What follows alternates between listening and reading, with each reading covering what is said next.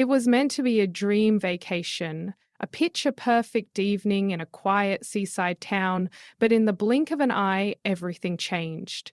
A little girl vanished without a trace, and the world would never be the same. Madeleine McCann's disappearance is one of the most haunting mysteries of our time, a case that has captivated millions, fueled countless theories, and left investigators searching for answers year after year. Yet, despite relentless investigations and shocking new leads, one question remains. What really happened to Madeleine? And the most chilling part? The case is still open, and new evidence continues to emerge. Stick with us until the end because you won't believe the latest developments in this case.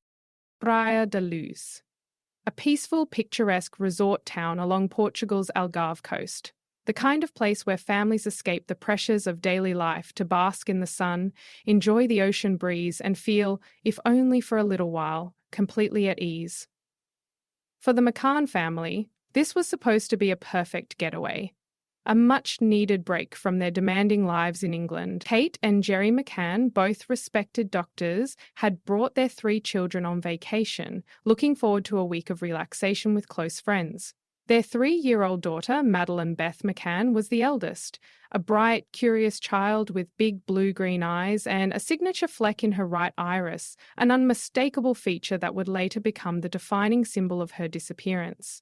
At just 3 years old, Madeleine was full of life, talkative, adventurous, and always eager to explore the world around her. She loved playing outdoors, dressing up, and cuddling with her favourite stuffed animal, Cuddle Cat. To those who knew her, she was the kind of child who left an impression, someone you simply couldn't forget. And in just a matter of hours, she would become the centre of one of the most enduring mysteries in modern history.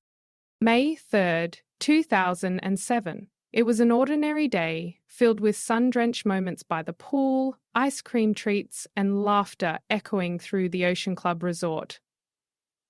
As the evening approached, the McCannans settled into their usual routine. Madeleine and her younger twin siblings, Sean and Amelie, had been bathed, dressed in their pajamas, and tucked into bed inside apartment 5A1 of the holiday apartments rented by the family.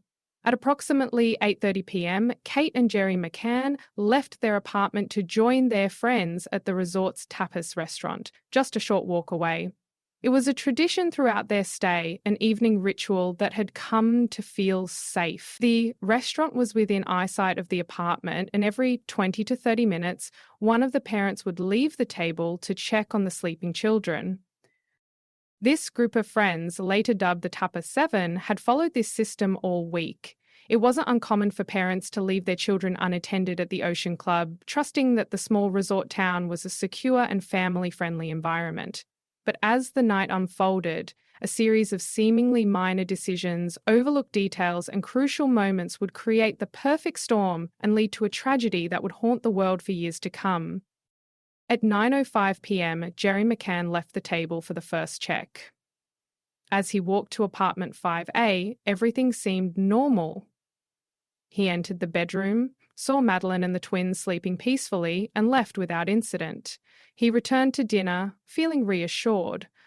But what he didn't know, what no one knew, was that the next time they checked, their world would change forever. At approximately 9:30 p.m., another guest at the tapas restaurant, Matthew Oldfield, offered to check on the McCann children while doing his own round of checks. But in a moment that would later haunt investigators, he didn't enter the room fully. Instead, he only peeked inside, noticing that the door to the children's bedroom was slightly ajar. The twins were quiet, and from his position, everything seemed fine.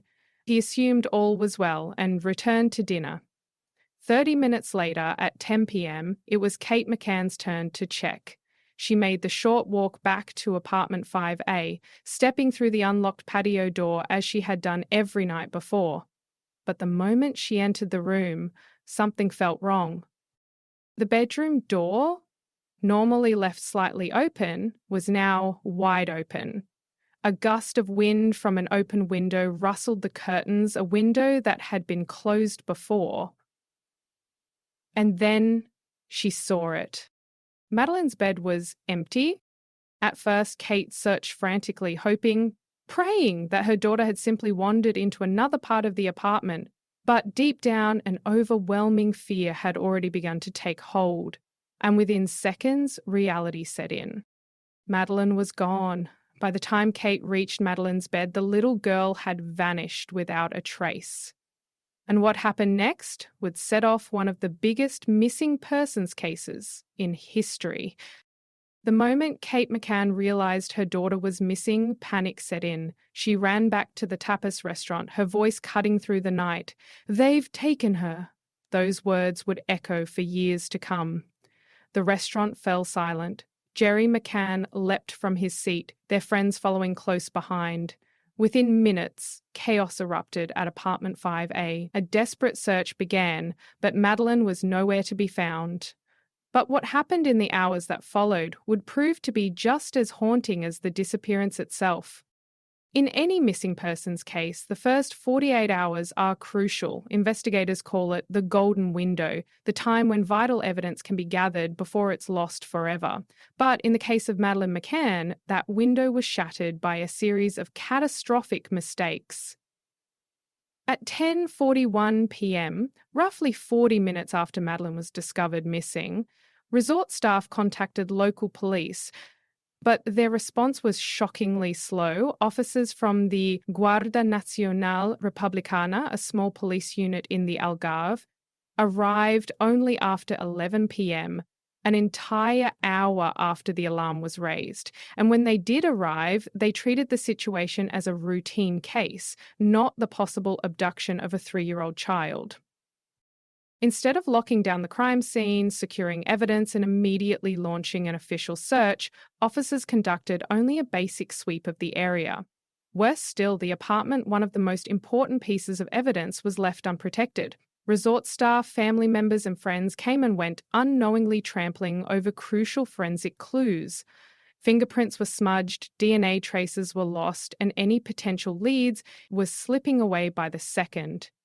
Meanwhile, the search effort itself was chaotic. Locals, tourists, and even resort staff began scouring the area, but with no clear direction.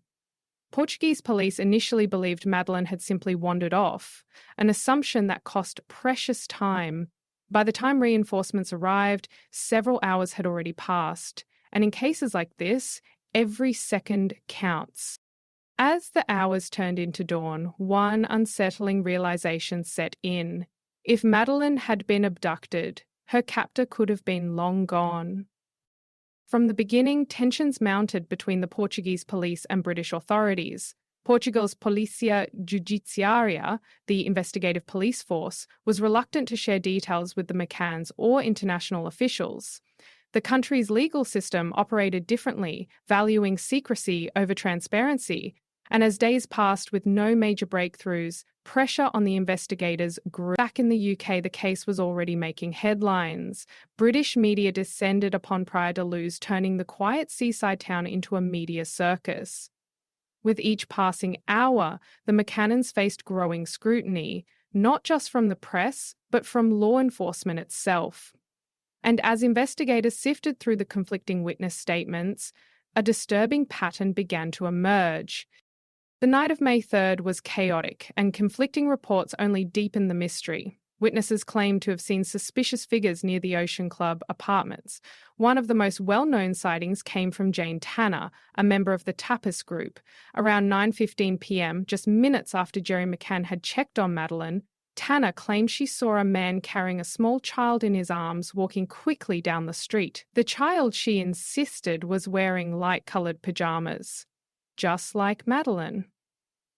But there was a problem. Another witness, an Irish tourist named Martin Smith, reported a similar sighting, except the man he described bore a striking resemblance to Jerry McCann himself. Was this a case of mistaken identity, or something far more sinister? And then came the biggest question of all. Was this an abduction, or had something else happened that night? With no sign of forced entry and no ransom demand, investigators were left to piece together what could have happened to Madeleine McCann. 3 major theories quickly emerged, each one more disturbing than the last. The most obvious explanation? A break-in gone wrong. Could a predator have been watching the McCanns, waiting for the perfect moment to strike? Supporters of this theory point to the open window in the bedroom, a detail Kate McCann insisted was shut earlier that evening. If Madeleine had been taken through that window, it meant someone had entered the apartment undetected. There were also reports of suspicious individuals lurking around the Ocean Club in the days leading up to the disappearance. One witness claimed they saw a man peering into windows. Another spoke of charity collectors behaving strangely. Could these have been scouts, identifying potential victims? Yet, this theory had its flaws. There were no signs of a forced entry, and the idea of an intruder climbing in and out of a window while carrying a child seemed risky. Was there another explanation? As pressure mounted on the investigation, an unexpected shift occurred. The McCanns, once seen as devastated parents, began to fall under suspicion. Some detectives believed Madeleine may have died accidentally inside the apartment and that her parents had covered it up. The theory was fueled by cadaver dogs brought in months later, which allegedly detected traces of blood and the scent of a corpse in the apartment and even inside the McCannans' rental car. But with no physical evidence, no body, no forensic proof, this theory remained speculative. And for many, the idea that grieving parents could orchestrate such a cover-up was unthinkable. Then there was another chilling possibility. Madeleine had been taken by a human trafficking ring. The Algarve region was known for its transient population, with workers and tourists constantly passing through. Some investigators feared Madeleine had been kidnapped and smuggled out of the country, possibly within hours of her disappearance. If true, she could have been anywhere. But as investigators searched for answers, the case took an even darker turn, with the McCanns themselves falling under suspicion. The days turned into weeks. The search for Madeleine McCann was now an international operation, with global media fixated on every twist and turn. But just as hope of finding her alive began to fade, the investigation itself took a dramatic turn. The grieving parents, once seen as victims, were now under scrutiny. The Portuguese police were no longer just looking for an abductor. They were looking for a suspect, and their sights were set on Kate and Jerry McCann. At first, it seemed unthinkable. How could the parents of a missing child be suspects in their own daughter's disappearance? But the Portuguese investigators had their reasons. And it all started with the crime scene itself. Despite the initial claims of an abduction, there were no clear signs of a forced entry. The only unusual detail was the open window in Madeleine's bedroom. But forensic experts noted something strange. The shutters had no signs of tampering. No scratches, no forced mechanism, no proof that someone had pried them open. If an intruder hadn't entered through the window, how had Madeleine been taken? Then came the cadaver dogs.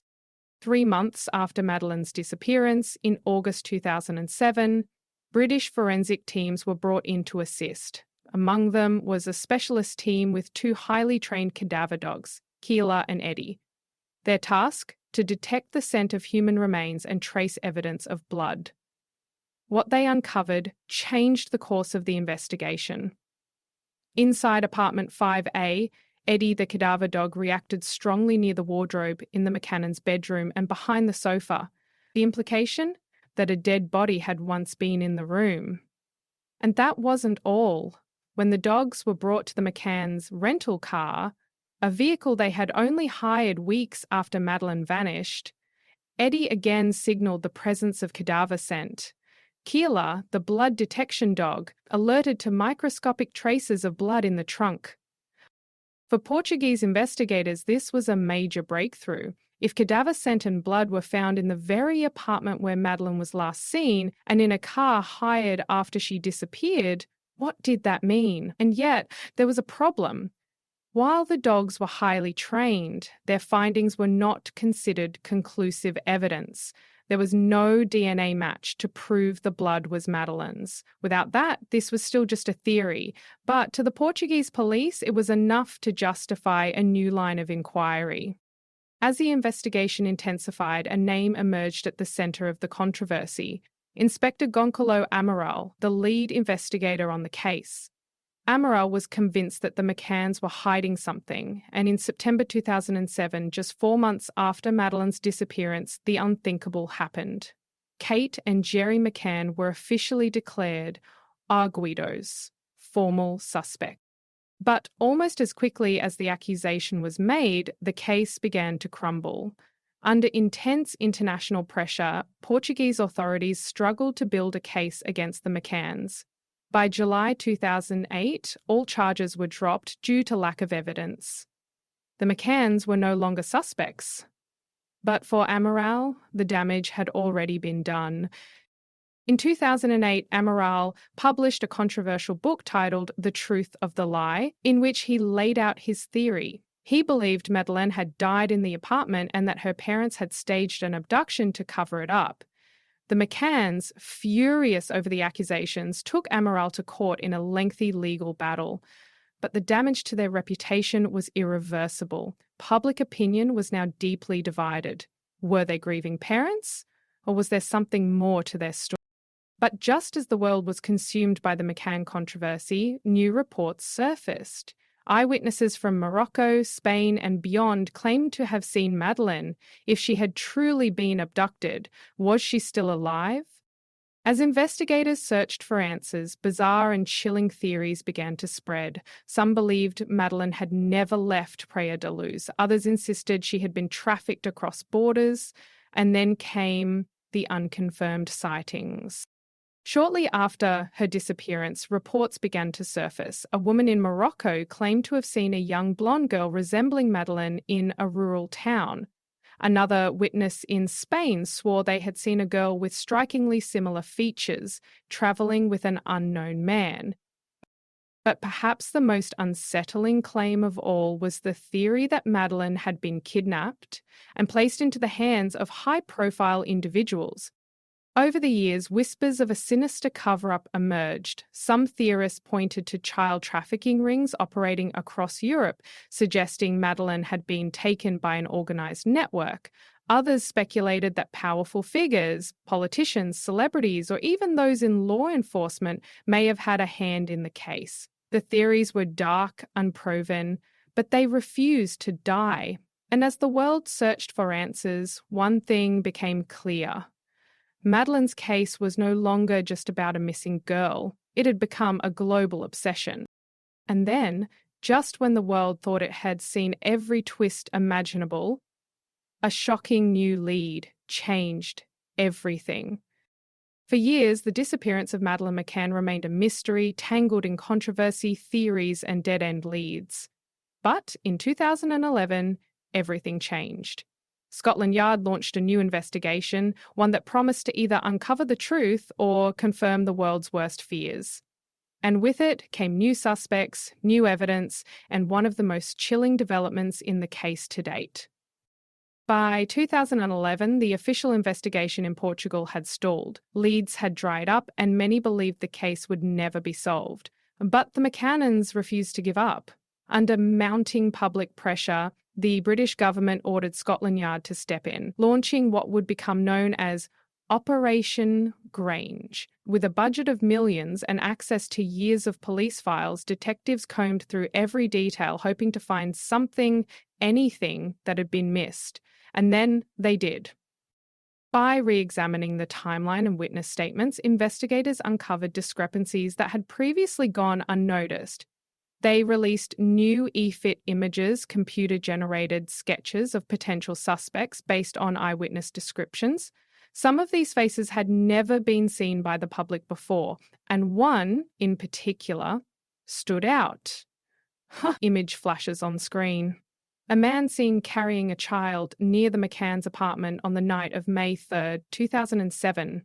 Could he have been the key to unravelling the mystery? Who was he? And why had his identity remained unknown for so long? But that was just the beginning, because in 2020, a name emerged.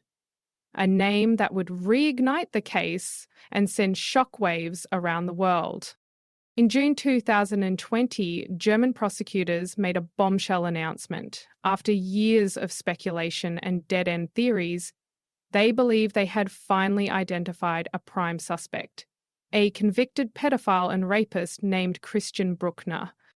Bruckner was a known criminal with a dark history. He had spent years living in Portugal, including in Praia da Luz at the time of Madeleine's disappearance. Phone records placed him near the McCann's apartment on the night she vanished, and in a chilling twist, he was already serving time for other crimes against children. German authorities were convinced Madeleine was dead and Bruckner was responsible. But there was a problem. Despite the circumstantial evidence, there was no proof, no forensic link, no confession, and Bruckner, from behind bars, denied any involvement. Could he really be the man behind the crime, or was he just another false lead in a case filled with them? With every new twist, every new suspect, the same question lingers. What really happened to Madeleine McCann? As of today, Operation Grange is still active, though significantly scaled down. In recent years, authorities have followed up on leads across multiple countries, but no breakthrough has been made. Portugal, the UK, and Germany continue to work together, but the investigation remains at a standstill. For Kate and Jerry McCann, the search has never stopped. Despite years of accusations, legal battles, and public scrutiny, they remain steadfast in their belief that Madeleine could still be alive. Every anniversary, they release a statement. Every new piece of information, they cling to hope. Because until definitive proof is found, they refuse to accept the worst. Years have passed, the theories have evolved, the names and faces have changed. But one thing has remained constant: the mystery of Madeleine McCann. Was she kidnapped? Sold into human trafficking? Killed that night in Praia da Luz? Or is she still out there, somewhere, waiting to be found? Despite decades of searching, one thing remains certain: the truth about Madeleine McCann's disappearance is still out there. The question is, will we ever find it? Let us know what you think in the comments. What really happened that night? And will this case ever be solved? For over a decade, the case of Madeleine McCann has haunted investigators, journalists, and the millions of people who followed every twist and turn. We've examined the evidence, the suspects, and the theories. But in the end, one question remains unanswered. What really happened on the night of May 3rd, 2007? Now we turn it over to you.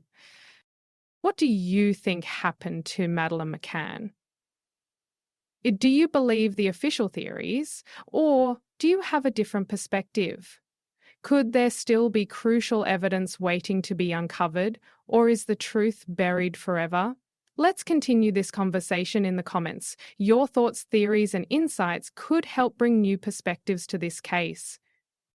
If you found this deep dive compelling, make sure to hit that subscribe button and turn on notifications so you never miss our latest true crime investigations. We uncover the mysteries that keep you up at night, bringing you the most in-depth, fact-driven crime stories from around the world.